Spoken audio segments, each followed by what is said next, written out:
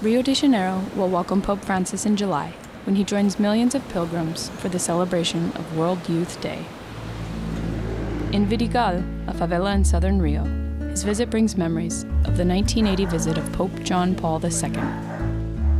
A street named after him is one of the reminders of his presence more than 30 years ago. But what he left behind is much greater. The Pope's visit spurred the rejuvenation of the neighborhood in dire need of better living conditions. Carlos Rojas has lived most of his life in Vidigal and was part of the committee that coordinated the Pope's visit.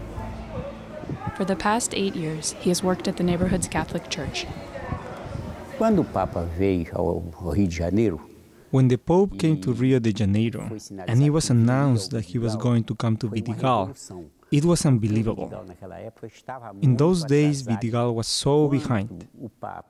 When the Pope said that he was coming to Vidigal, that caught the attention of the government.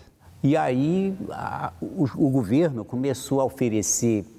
the government began to offer projects, such as repairing streets and putting in streetlights.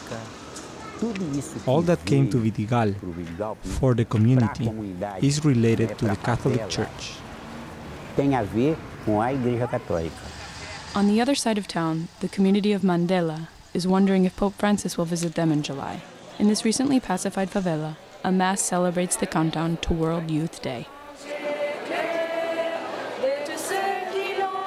This is a Rio de Janeiro made of faith. It is a happy Rio, a Rio that sings and claps and trusts, works and suffers.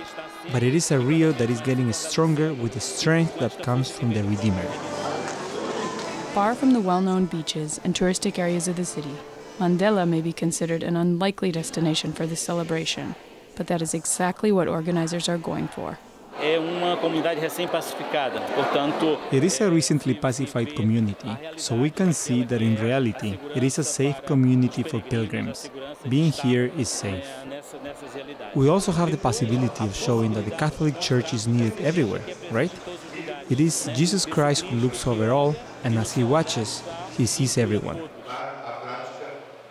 In the same way Pope John Paul II left a message of hope for the poor in Vidigal, Brazilians are expecting a renewed legacy with this visit. What we have seen during other World Youth Days is that after the event, there is a transformation in the way people live and the way they seek the truth. We hope to experience that in Rio, and that we will be able to, with this vision more centered on the youth, give space to these youth so that they can build a better world. We also hope that public policy is established to help the growth and strengthening of youth in our country. From Rio de Janeiro, Brazil, this is Ellie Gardner for Catholic News Service.